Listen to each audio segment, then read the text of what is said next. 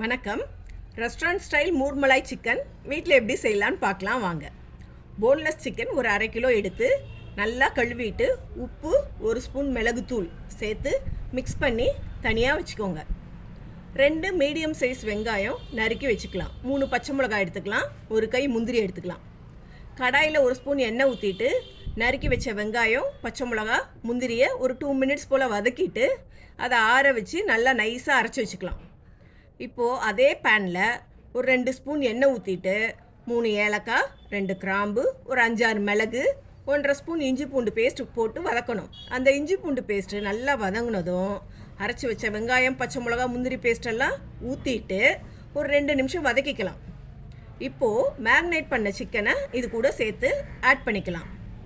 இப்போ இதுக்கு தேவையான மசாலாவை இதில் சேர்க்கலாம். அது என்னென்ன அப்படின்னா, கரம் மசாலா ஒரு 2 ஸ்பூன், சீரகத்தூள் 1 ஸ்பூன், மிளகுத்தூள் 1 ஸ்பூன், தனியாத்தூள் 1 ஸ்பூன், கொஞ்சோண்டு உப்பு, இதெல்லாம் போட்டு வதக்கிக்கலாம். உப்பு பார்த்து லிமிட்டாக போடுங்க, ஏன்னா ஏற்கனவே உப்பு சிக்கனில் போட்டிருக்கோம், அதனால் கம்மியாக போட்டால் போதும்.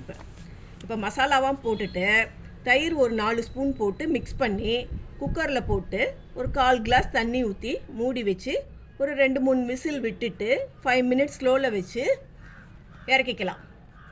இப்போ இந்த சிக்கனில் கொஞ்சம் தண்ணி இருந்துச்சுன்னா அதை சிம்மில் வச்சு வற்ற வச்சுக்கலாம். இப்போது இந்த வற்றின சிக்கனில் ஒரு 4 ஸ்பூன் ஃப்ரெஷ் க்ரீம், கொஞ்சம் கொத்தமல்லி, 1 ஸ்பூன் போல் கசூரி மேத்தியை கசக்கி போட்டு நல்லா கிண்டி இறக்கிக்கலாம். அவ்வளோதாங்க.